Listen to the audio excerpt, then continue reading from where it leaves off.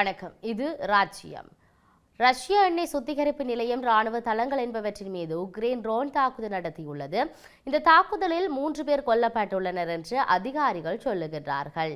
Ukraine எல்லையிலிருந்து 1000 kilometre தொலைவில் உள்ள நோவோகொய்பே ஜெல்கில்ஸ் உள்ள ரஷ்ய எண்ணெய் சுத்திகரிப்பு நிலையத்தில் பெரிய வெடிப்பு ஏற்பட்டு தீப்பற்றி எரியும் காணொளி ஒன்று சமூக வலைதளங்களில் வைரலாகி வருகிறது. எண்ணெய் சுத்திகரிப்பு நிலையங்கள், விமான நிலையம் மற்றும் இலத்திரனியல் தொழிற்சாலை உட்பட ரஷ்யாவிற்குள் உள்ள பல இடங்களை குறிவைத்து ட்ரோன் தாக்குதல்களை முன்னெடுத்துள்ளதாக உக்ரைன் ராணுவம் சொல்லுகின்றது. உக்ரைன் ரஷ்யா போர் 3 ஆண்டுகளுக்கு மேலாக நீடித்து வரும் நிலையில் கடந்த சில தினங்களாக ரஷ்ய எல்லைகளுக்குள் உக்ரைன் படையினர் நடத்தும் தாக்குதல்களால் இரு நாடுகளுக்கும் இடையில் போர் பதற்றம் அதிகரித்துள்ளது. இதேவேளை அமெரிக்க ஜனாதிபதி டொனால்ட் ட்ரம்ப் போர் நிறுத்தத்துக்கு ஒப்புக்கொள்ளாவிட்டால் ரஷ்யா கடும் பொருளாதார தடையை சந்திக்க நேரிடும் என எச்சரித்து காலக்கெடுவும் விதித்துள்ளது. ஆனால் அதை பொருட்படுத்தாத ரஷ்யா உக்ரைன் மீது தாக்குதலை தீவிரப்படுத்தியுள்ளது. பதிலுக்கு உக்ரைனும் ரஷ்யாவுக்குள் தாக்குதல்களை நடத்தி வருகிறது. நேற்று முன்தினம் இரவு உக்ரைன் நடாத்திய ட்ரோன் தாக்குதலில் 3 பேர் கொல்லப்பட்டுள்ளதோடு ரஷ்யாவில் எண்ணெய் சுத்திகரிப்பு நிலையங்கள் மற்றும் இராணுவ தளங்களை குறிவைத்து இந்த தாக்குதல்கள் நடத்தப்பட்டுள்ளன. ட்ரோஸ்டோவ் பகுதியில் ஒரு கைத்தொழில்துறை தளத்தில் நடத்தப்பட்ட ட்ரோன் தாக்குதல்களால் ஏற்பட்ட தீ விபத்தில் பாதுகாப்பு காவலர் ஒருவர் கொல்லப்பட்டுள்ளார். மாஸ்கோவில் இருந்து தென்கிழக்கே சுமார் 180 கிலோமீட்டர் தொலைவில் அமைந்துள்ள ரியாசான் எண்ணெய் சுத்திகரிப்பு நிலையத்தில் பயங்கர தீ விபத்து ஏற்பட்டுள்ளது. இந்த தாக்குதல்களுக்கு பதிலளிக்கும் விதமாக உக்ரைனின் 112 ட்ரோன்களை இடைமறைத்து சுட்டு வீழ்த்தியதாக ரஷ்ய பாதுகாப்பு அமைச்சு சொல்லுகிறது. இதையும் தாண்டி ஏமனின் அப்ஜான் மாகாண கடற்பரப்பில் எத்தியோப்பிய அகதிகள் மற்றும் குடியேறிகள் பயணித்த கப்பல் கவிழ்ந்ததில் குறைந்தது 68 பேர் உயிரிழந்துள்ளதாகவும் 74 பேர் காணாமல் போயுள்ளதாகவும் சர்வதேச குடிபெயர்வுக்கான அமைப்பு சொல்லியிருக்கின்றது. 154 எத்தியோப்பிய குடியேறிகள் பயணித்த படகு ஒன்று இவ்வாறு கவிழ்ந்ததாக ஐநா குடிவரவு அமைப்பின் ஏமன் பிராந்திய தலைவர் அப்புசத்தோர் எஸோவ் தெரிவித்திருந்தார். இதில் 12 பேர் உயிருடன் மீட்கப்பட்டிருக்கிறார்கள். இதுவரை 54 பேரின் சடலங்கள் ஹான்பார் மாவட்டத்தின் கரையொதுங்கியுள்ள நிலையில் 14 பேரின் சடலங்கள் மற்றும் ஒரு இடத்தில் மீட்கப்பட்டு வைத்தியசாலையின் பிரேத அறைக்கு எடுத்துச் செல்லப்பட்டிருக்குது.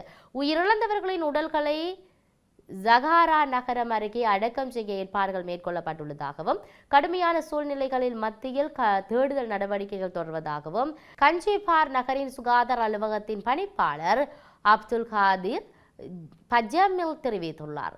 ஏமன் மற்றும் ஆபிரிக்கு இடையிலான கடல் பாதை அகதிகள் மற்றும் குடியேறிகளுக்கு பரவலாக பயன்படுத்தப்படுகின்ற மிகவும் ஆபத்தான பாதையாக கருதப்படுகிறது. 2014 ஏமன் உள்நாட்டு போர் வெடித்ததை அடுத்து அந்த நாட்டிலிருந்து வெளியேறும் அகதிகளின் எண்ணிக்கை அதிகரித்து வருகின்றமை இங்கு நாம் சொல்லக்கூடிய ஒரு விடயமாக இருக்கிறது. இது இவ்வாறு இருக்கின்ற பொழுது ஹம்சட்காவில் எரிமலையானது 600 ஆண்டுகள் கழித்து தற்போது மீண்டும் வெடித்து சிதற ஆரம்பித்துள்ளதாகவும் ஒரே இரவில் கிட்டத்தட்ட 6 கிலோமீட்டர் உயரத்துக்கு சாம்பல் புகை சூழ்ந்துள்ளது. எரிமலை வெடித்து சிதறியதை அந்த நாட்டு அதிகாரிகள் உறுதி செய்துள்ளதாக சொல்லப்படுகிறது. அதே நேரத்தில் கடந்த சில நாட்களுக்கு அதே ஹம்சட்காவில் நிகழ்ந்த சக்தி வாய்ந்த நிலநடுக்கங்களின் நீட்சியே இது. மேலும் பல எரிமலை வெடிப்பு சுதற வாய்ப்பு உள்ளது என்று காலநிலை வல்லுநர்கள் தெரிவித்திருக்கிறார்கள். இது சற்று அங்கு பதற்றத்தையும் உற்றுநோக்கல்களையும் ஏற்படுத்தி இருக்கின்றது என்ற விடயத்தை நாம் சொல்லுகின்ற பொழுது இன்னொரு பக்கம் சிலியில் உள்ள உலகின் மிகப்பெரிய செப்பு சுரங்கம் அடைந்து விழுந்துள்ளதில் சர்வதேச ஊடகங்கள் தெரிவிக்கின்றன. இந்த விபத்தில் 2 பேர் உயிரிழந்திருப்பதோடு 5 தொழிலாளர்கள் காணாமல் போயுள்ளதாகவும் சொல்லப்படுகிறது. நாட்டில் ஏற்பட்ட சில அதிர்வு காரணமாக இந்த சுரங்கம் இடிந்து விழுந்துள்ளது.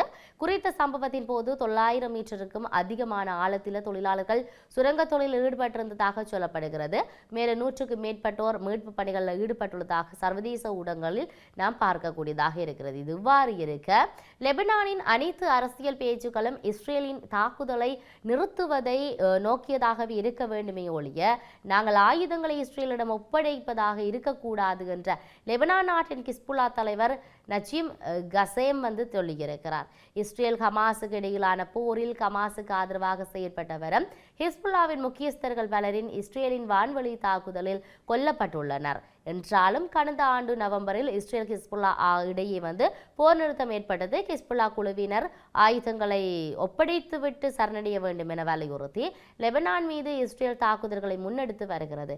ஆயுதங்களை கையளிப்பதற்கு ஹிஸ்புல்லா குழுவினர் மறுத்திருக்கிறார்கள். இதேவேளை போர் நிறுத்தம் தொடர்பாக தலையிட்டு வரும் அமெரிக்கா ஹிஸ்புல்லா குழுவினர் ஆயுதங்களை கைவிடுவது தொடர்பில் அமைச்சரவை கூட்டத்தை கூட்டி முறையான அறிவிப்பை வெளியிடுமாறு லெபனானுக்கு அறிவுறுத்தியுள்ளது. இந்த நிலையில் இஸ்ரேல் படையினரின் தாக்குதலில் கொல்லப்பட்ட ஹிஸ்புல்லா முக்கியஸ்தர் புபாட் கிரீனின் ஓராண்டு நினைவு தினத்தையொட்டி ஆற்றிய அந்த உரையில் பல விடயத்தை சொல்லியிருந்தார். நஜீம் கசேம் இஸ்ரேல் எங்களை தோற்கடிக்க முடியாது, லெபனானை பணிய வைக்கவும் முடியாது எனவும் அவர் சொல்லியிருந்த விடயம் மிக ஒரு உற்றுநோக்குதலை ஏற்படுத்தி இருக்கிறது. இதே போன்று காசாவில் இஸ்ரேல் படையினர் தொடர்ச்சியாக நடத்திய இந்த கொடூர தாக்குதல்களில் 106 பேர் கொல்லப்பட்டிருக்கிறார்கள். இது மிகவும் கொடூரமான நாள் என்ற விடயம் அங்கு சொல்லப்பட்டிருக்கிறது. அங்கு நடத்தப்பட்ட இடம் இரத்த கிளறியாக இருந்தது என்றும் அல் ஜஸீரா செய்தி நிறுவனத்தின் செய்தியாளர் இந்த விடயத்தை பதிவு செய்திருப்பதை நாங்கள் அவதானிக்க கூடியதாக இருக்கின்ற வேளையில் பாலஸ்தீனிய ரெட் கிரைஸ் சொசைட்டி காசாவின் தென்மேற்கே தண்ணீருக்காக காத்திருந்த மக்கள் மீது இஸ்ரேலிய படைகள் துப்பாக்கிச்சூடு நடத்தியதில் 12 பேர் கொல்லப்பட்டிருப்பதாகவும் 90 பேர் காயமடைந்திருப்பதாகவும் சொல்லப்படுகிறது. 2 குழந்தைகள் மற்றும் ஒரு இளம் வயது நபர் பசியால் இறந்துள்ளதாக கூறப்படுகிறது. காசாவில் உணவின்றி பசியால் இதுவரை 92 குழந்தைகள் உட்பட 162 பேர் இறந்திருக்கிறார்கள். தொடர்ந்து இஸ்ரேல் படையினர் நடத்திய தாக்குதலில் கடந்த 2ஆம் தேதி குறைந்தது 21 பேர் கொல்லப்பட்டிருக்கலாம் என்று சொல்லப்படுகிறது. காசா மீதான இஸ்ரேலின் போரில் குறைந்தது 60,332 பேர் கொல்லப்பட்டிருக்கிறார்கள். 1,47,644 பேர் காயமடைந்திருக்கிறார்கள். அக்டோபர் 7 தாக்குதலின் போது இஸ்ரேலில் 1,139 பேர் கொல்லப்பட்டிருப்பதோடு 200க்கும் மேற்பட்டோர் சிறைப்பிடிக்கப்பட்டதாகவும் சொல்லப்படுகிறது. தொடர்ச்சியாக இஸ்ரேல் ஹமாஸினுடைய இந்த போர் சார்ந்து தொடர்ச்சியாக பேசப்பட்டு கொண்டிருக்கிறது. பல நாடுகள் இணக்கப்பாடுகளை எட்டிக் கொண்டிருக்கின்ற பல நாடுகள் தூதரகவர்களாக நிற்கின்றார்கள். இவ்வாறு இருக்கின்ற பின்னணியில் ஆனால் இற்றை வரைக்கும் அதுக்கான நிரந்தர தேர்வு என்பது வழங்கப்படவில்லை. ஹமாஸ் இஸ்ரேல் தொடர்ச்சியாக தங்களுடைய போர் சார்ந்து தன் நகர்வுகளை முன்னெடுத்துக் கொண்டிருக்கிறது.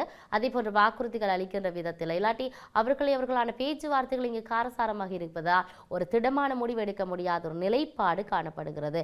ஆகவே நாங்கள் பொறுத்திருந்து பார்க்க வேண்டிய தேவை இருக்கிறது. இதனுடைய நகர்வுகள் சார்ந்து மற்றும் ஒரு ராஜ்யம் ஊடாக சந்திப்போம். வணக்கம்.